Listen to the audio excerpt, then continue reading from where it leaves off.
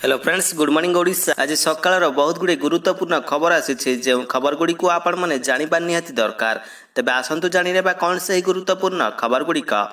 तेबे ता पूर्व आपण को अनुरोध अटे जे जदि आपण को वीडियोटी भल लगे आपण लाइक करने सहित वीडियो को अधिक अधिक शेयर करेंगे। यह सहित यह लेटेस्ट खबर सबको जानापी आम चैनल को सब्सक्राइब करूँ। तेबे आसतु आरंभ करबा आज खबर अभियान। प्रथम बड़ खबरटी होछि ओडिशा छुईला मौसुमी, खूब शीघ्र तातीरु मिलिबा आश्वस्ति। खूब शीघ्र तातीरु मिलिब त्राही, लोके हेबे आश्वस्ति। आज ओडिशा छुईछि दक्षिण पश्चिम मौसुमी वायु। स्वाभाविक समयर 4 दिन पूर्व आसी मौसुमी। एने भुवनेश्वर स्थित आंचलिक पाणीपाग केन्द्र पक्षर ट्वीट कर सूचना दी जाइछि। तेज पाणीपाग केन्द्रर सूचना अनुसार आज दक्षिण ओडिशार किछि अंचल में मौसुमी वायु प्रवेश करिछि। मालकानगिरीर अधिकांश अंचल में मौसुमी सक्रिय रही। किछि दिन मध्य सारा ओडिशा को यह छुईब। एने पाणीपाग केन्द्र पक्षर आकलन कराଯାଇଛି। गतकाली राज्यर विभिन्न स्थान में प्रबल वर्षा होइछि। जाजपुर, मालकानगिरी, नयागढ़, भद्रक, ढेंकानाल, केन्द्रापड़ा वर्षा होइछि। परवर्ती खबरटी होछि पांड्यान को विरोध में ईडी रे अभियोग। बीजेडी नेता वीके पांड्यान को विरोध में ईडी रे अभियोग होइछि। दिल्ली स्थित ईडी मुख्य कार्यालय एही अभियोग करा जाइछि। श्री जगन्नाथ सेना पक्षरु एही अभियोग होइछि। जगन्नाथ सेना आवाहक प्रियदर्शन पट्टनायक कहिसंती पांड्यान क्षमतार अपव्यवहार करी ओडिशार शासन व्यवस्था को कब्जा करी व्यापक दुर्नीति करिसंती। खनि, नगर उन्नयन, अबकारी, राजस्व तथा अनेक विभाग में से तांकर सहयोगींकर सहित व्यापक अर्थ दुर्नीति करिसंती। केवल सेतिक नुहे, कोटी कोटी टंका लोकमानकर आस्थार प्रतीक महाप्रभु श्री जगन्नाथ को अपमान करिसंती। अर्पण रथर आଳରେ महाप्रभु को बुलाई भिक पांड्यान मगाइथिबा से कहिसंती। परवर्ती खबरटी हेउछि कोटिपति प्रार्थी को भरोसा करुछंती भोटर। एथर विधानसभा बीजेपी 52, बीजेडी 43, कांग्रेस 9 कोटिपति विधायक। गरीब प्रार्थी अपेक्षा कोटिपति को भरोसा करुछंती भोटर।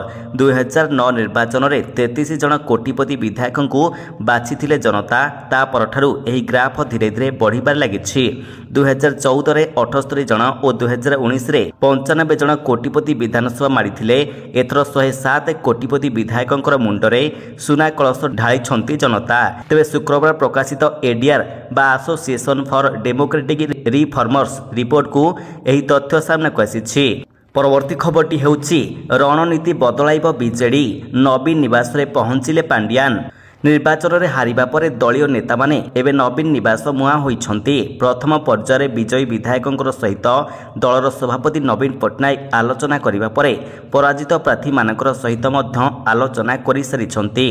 तेबे समस्तंकर ठारू मतामत नेबा परे आज मुख्यमंत्री नवीन पट्टनायक दलर वरिष्ठ नेता मानकु डकाई नवीन निवास रे आलोचना करिछंती। तेबे निर्वाचन फलाफल परठारू मीडिया सामना को आसी नथिबा वीके पांड्यान आज नवीन निवास रे बैठक रे जोग दैछंती। मिलिଥିବା सूचना अनुसार बैठक में दलीय नेता माने भविष्यत रणनीति स्थिर करेंगे। विरोधी दलर नेता भाव में नवीन पट्टनायक कार्य करेंगे कि दलर वरिष्ठ नेता को दायित्व देवे ताहा स्थिर करेंगे। परवर्ती खबरटी हेउछि पद्म धरिले बीजेडी वरिष्ठ नेता प्रसन्न पाट्टशाणी। बीजेपी हेले सामिल। निर्वाचन हारिबा परे बीजेडी को लागिछि आउ एक शक्त झटका। दलर जड़े वरिष्ठ नेता बीजेडी छाड़ी बीजेपी रे सामिल होइछंती। भुवनेश्वर लोकसभा आसनर पूर्वतन सांसद प्रसन्न पाट्टशाणी आज दल छाड़ी पद्म धरिछंती। प्रसन्न पाट्टशाणी 2024 निर्वाचन में बीजेडी पराजय परे बीजेपी को निजर करिछंती। एने दीर्घ दिनर आलोचना लागि रहितबा बेले आज यह सतरे परिणत होइछि। 2024 निर्वाचन में परास्त होइथिबा बीजेडी हाथ छाड़िछंती प्रसन्न पाट्टशाणी। 1998 मसीह 2019 पर्यंत भुवनेश्वर सांसद भाव में निर्वाचित हेउथिले, किंतु 2019 रे दल तांकु टिकेट देई नथिला। 5 थर भुवनेश्वर विजयी टीका पिंधिथिबा प्रसन्न पाट्टशाणी स्थान में भुवनेश्वर लोकसभा आसन पई अरूप मोहन पट्टनायक को टिकेट देइथिला। परवर्ती खबरटी हेउछि रविवार संध्या 7:15 शपथ समारोह। राष्ट्रपति को भेटी सरकार गठन दाबी कले मोदी। प्रधानमंत्री नरेंद्र मोदी तृतीय थर पर एनडीए संसदीय दलर नेता निर्वाचित होइछंती। पुराना संसद भवन बा संविधान भवनर सेंट्रल हॉल रे पूर्वाह्न 11टारे अनुष्ठित एनडीए संसदीय दल बैठक में समस्त 13 दलर नेता सामिल होइतिले। बैठक में एनडीए समस्त 293 जन सांसद, राज्यसभा सदस्य, एनडीए शासित राज्यर मुख्यमंत्री और उपमुख्यमंत्री जोग देइथिले। ବୈଠକରେ ବିଜେପି ଅଧ୍ୟକ୍ଷ ଜେପି ନଡ୍ଡା ସ୍ୱାଗତ ଭାଷଣ ଦେବା ପରେ ଦଳର ବରିଷ୍ଠ ନେତା ରାଜନାଥ ସିଂ ପ୍ରଧାନମନ୍ତ୍ରୀ ପଦ ଲାଗି ମୋଦିଙ୍କର ନାମ ପ୍ରସ୍ତାବ କରିଥିଲେ। ତେବେ ଦଳର ବରିଷ୍ଠ ନେତା ଅମିତ ଶାହା ପ୍ରସ୍ତାବକୁ ସମର୍ଥନ କରିଥିଲା ବେଳେ ନୀତିନ ଗଡ଼କରୀ ଅନୁମୋଦନ କରିଥିଲେ। ଜେଡିଏସ୍ ନେତା ଏଚଡି କୁମାରସ୍ୱାମୀ, ଟିଡିପି ମୁଖ୍ୟ ଏନ୍ ଚନ୍ଦ୍ରବାବୁ ନାଇଡୁ, ଜେଡିୟୁ ମୁଖ୍ୟ ନୀତିଶ କୁମାର ପ୍ରସ୍ତାବକୁ ମଧ୍ୟ ସମର୍ଥନ ଜଣାଇଥିଲେ। ପରବର୍ତ୍ତୀ ଖବରଟି ହେଉଛି ପାଣ୍ଡିଆନଙ୍କୁ କ୍ଲିନ୍ ଚିଟ୍ ଦେଲେ ନବୀନ ପଟ୍ଟନାୟକ। ରାଜ୍ୟରେ ବିଜେଡିର ପରାଜୟ ପରେ ଭିକେ ପାଣ୍ଡିଆନଙ୍କୁ ନେଇ ଜାରି ରହିଥିବା ବିବାଦ ମଧ୍ୟରେ ଦଳର ସୁପ୍ରିମୋ ନବୀନ ପଟ୍ଟନାୟକ ମୁହଁ ଖୋଲିଛନ୍ତି। ସେ ପାଣ୍ଡିଆନଙ୍କୁ କ୍ଲିନ୍ ଚିଟ୍ ଦେଇଛନ୍ତି। ସେ କହିଛନ୍ତି, ପାଣ୍ଡିଆନଙ୍କୁ ନେଇ ଚାଲିଥିବା ସମାଲୋଚନାକୁ ମୁଁ ନିନ୍ଦା କରୁଛି। ରାଜ୍ୟରେ ବିଜେଡିର ବିପର୍ଯ୍ୟୟ ଲାଗି ପାଣ୍ଡିଆନଙ୍କୁ ହିଁ ଦାୟୀ କରାଯାଉଛି। ତେବେ ନବୀନ ପଟ୍ଟନାୟକ ଲୋକପ୍ରିୟତା ଓ 24 ବର୍ଷର ସ୍ୱଚ୍ଛ ଶାସନ ସତ୍ତ୍ୱେ ଚଳିତ ନିର୍ବାଚନରେ ସେ ହାରିବାର ମୁଖ୍ୟ କାରଣ ପାଣ୍ଡିଆନ ବୋଲି କୁହାଯାଉଛି। ତେବେ ସାଧାରଣ ଜନତାଙ୍କ ଠାରୁ ଆରମ୍ଭ କରି ଦଳ ମଧ୍ୟରେ ବହୁ ନେତା ମଧ୍ୟ ପାଣ୍ଡିଆନଙ୍କୁ ଦାୟୀ କରୁଛନ୍ତି। ତେବେ ଏନେଇ ନବୀନ ପଟ୍ଟନାୟକ ମୁହଁ ଖୋଲିଛନ୍ତି। ସେ ପାଣ୍ଡିଆନଙ୍କୁ କ୍ଲିନ୍ ଚିଟ୍ ଦେଇଛନ୍ତି ଓ ସମାଲୋଚକମାନଙ୍କୁ ନିନ୍ଦା କରିଛନ୍ତି। ପରବର୍ତ୍ତୀ ଖବରଟି ହେଉଛି କୁଟେଙ୍କୁ ମିଳିଲା ଆଶ୍ୱସ୍ତି, ଆଶିଷଙ୍କର ବଢ଼ିଲା ଅଡୁଆ। ଡିଏସ୍ କୁଟେଙ୍କୁ ମିଳିଲା ଆଶ୍ୱସ୍ତି, ନିଲମ୍ବନ ଅପସାରଣ କଲେ ଭାରତୀୟ ନିର୍ବାଚନ ଆୟୋଗ। ଏହା ସହିତ ଅନ୍ୟ ଜଣେ ଅଫିସର ଆଶିଷ କୁମାର ସିଂଙ୍କ ବିରୋଧରେ ମିଛ ମେଡିକାଲ କାରଣ ଦର୍ଶାଇ ଛୁଟିରେ ରହିଥିବାରୁ ଦୃଢ଼ କାର୍ଯ୍ୟାନୁଷ୍ଠାନ ଗ୍ରହଣ ପାଇଁ ନିର୍ଦ୍ଦେଶ ଦେଇଛନ୍ତି ନିର୍ବାଚନ ଆୟୋଗ। ଓଡ଼ିଶା ମୁଖ୍ୟମନ୍ତ୍ରୀଙ୍କ ସ୍ୱତନ୍ତ୍ର ସଚିବ ରହିଥିବା ଆଇପିଏସ୍ ଅଫିସର ଡିଏସ୍ କୁଟେଙ୍କର ନିଲମ୍ବନ କାଳକୁ ଆଜି ହଟାଇ ଦେଇଛନ୍ତି ନିର୍ବାଚନ ଆୟୋଗ। ତେବେ ନିର୍ବାଚନ ପରିଚାଳନାରେ ଅଯଥା ହସ୍ତକ୍ଷେପ କରିଥିବା ଅଭିଯୋଗ କାରଣରୁ ମେ 28 ତାରିଖରେ କୁଟେଙ୍କୁ ନିଲମ୍ବନ କରିଥିଲେ ନିର୍ବାଚନ ଆୟୋଗ। ପରବର୍ତ୍ତୀ ଖବରଟି ହେଉଛି ଓଜେଇ 2024 ରେଜଲ୍ଟ ପ୍ରକାଶ ପାଇଲା। ଓଡ଼ିଶା ଯୁଗ୍ମ ପ୍ରବେଶିକା ପରୀକ୍ଷା ବା ଓଜେଇର ଫଳାଫଳ ପ୍ରକାଶ ପାଇଛି। ପ୍ରାର୍ଥୀମାନେ ଅଫିସିଆଲ ୱେବସାଇଟକୁ ଯାଇ ନିଜର ରେଜଲ୍ଟ ବା ରାଙ୍କ କାର୍ଡ ଚେକ୍ କରିପାରିବେ। ଗତ ମାସ 6 ତାରିଖରୁ 10 ତାରିଖ ପର୍ଯ୍ୟନ୍ତ ଓଜେଇର ପରୀକ୍ଷା ଅନୁଷ୍ଠିତ ହୋଇଥିଲା। ପ୍ରତ୍ୟେକ ଦିନ 3ଟି ସିଫ୍ଟରେ କମ୍ପ୍ୟୁଟର ବେସ୍ଡ ଟେଷ୍ଟ ବା ସିବିଟି ମୋଡରେ ପରୀକ୍ଷା କରାଯାଇଥିଲା। ପରୀକ୍ଷାର ଅବଧି 2 ଘଣ୍ଟା ବିଶିଷ୍ଟ ରହିଥିବା ବେଳେ ରାଜ୍ୟର 30ଟି ପରୀକ୍ଷା କେନ୍ଦ୍ର ଓ ରାଜ୍ୟ ବାହାରର 3ଟି ପରୀକ୍ଷା କେନ୍ଦ୍ରରେ ପରୀକ୍ଷା ଚାଲିଥିଲା। ପରବର୍ତ୍ତୀ ଖବରଟି ହେଉଛି ବିଜେଡି ଯୁବ ଛାତ୍ର ନେତାଙ୍କର ମଧ୍ୟରେ କୁହୁଳିଲା ଅସନ୍ତୋଷ। ରାଜ୍ୟରେ ବିଜେଡିର ପରାଜୟ ପରେ ଦଳୀୟ ନେତାମାନଙ୍କର ମଧ୍ୟରେ ଅସନ୍ତୋଷ ଜାରି ରହିଛି।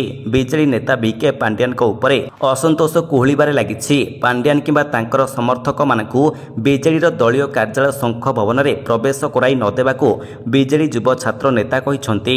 ବିଜେଡି ଯୁବ ତଥା ଛାତ୍ର ନେତାମାନେ କ୍ଷୁବ୍ଧ ହୋଇ ପାଣ୍ଡିଆନଙ୍କ ବିରୋଧରେ ପ୍ରତିବାଦ ଜଣାଇଛନ୍ତି। ସାମ୍ବାଦିକ ସମ୍ମିଳନୀ କରି ସସ୍ମିତ ପାତ୍ର କାହିଁକି ପାଣ୍ଡିଆନଙ୍କୁ ସୁରକ୍ଷା ପ୍ରଦାନ କରୁଛନ୍ତି ସେ ନେଇ ଯୁବ ଛାତ୍ର ନେତା ଅଭିଯୋଗ କରିଛନ୍ତି।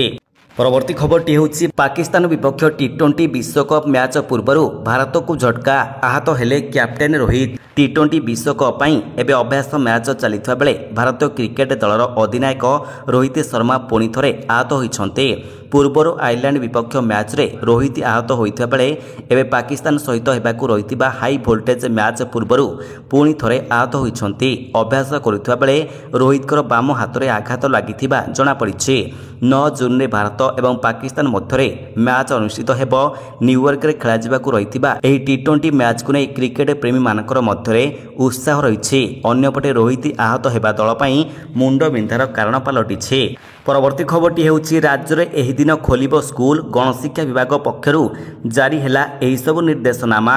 ରାଜ୍ୟରେ ଗ୍ରୀଷ୍ମ ଅବକାଶ ପରେ ବିଦ୍ୟାଳୟଗୁଡ଼ିକ ଖୋଲିବାକୁ ରହିଥିବାରୁ ଏହା ପୂର୍ବରୁ ସ୍ୱଚ୍ଛତା ସୁନିଶ୍ଚିତ କରିବାକୁ ବିଦ୍ୟାଳୟ ଗଣଶିକ୍ଷା ବିଭାଗ ନିର୍ଦ୍ଦେଶ ଦେଇଛି। ଆସନ୍ତା 18 ତାରିଖରେ ସ୍କୁଲ ଖୋଲୁଥିବାରୁ ଏହାର 1 ସପ୍ତାହ ପୂର୍ବରୁ ସମସ୍ତ ସରକାରୀ ଏବଂ ସରକାରୀ ଅନୁଦାନ ପ୍ରାପ୍ତ ଉଚ୍ଚ ମାଧ୍ୟମିକ, ଉଚ୍ଚ ପ୍ରାଥମିକ ଓ ପ୍ରାଥମିକ ବିଦ୍ୟାଳୟଗୁଡ଼ିକର ଶ୍ରେଣୀଗୃହ ଓ ପରିସରକୁ ସଫା କରିବା ସହିତ ଆସବାବପତ୍ର ଓ ପାଣି ଟାଙ୍କି ସଫା କରିବା ଉପରେ ବିଭାଗ ଗୁରୁତ୍ୱ ପ୍ରଦାନ କରିଛି।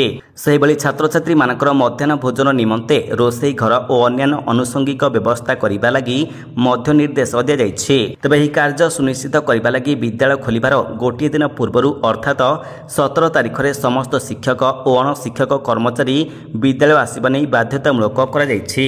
ପରବର୍ତ୍ତୀ ଖବରଟି ହେଉଛି ଓଡ଼ିଶା ଆସିଲେ ବିଜୁ ପଟ୍ଟନାୟକର ନାତି ଅରୁଣ ପଟ୍ଟନାୟକ ଧରିବେ କି ବିଜେଡିର ମଙ୍ଗ।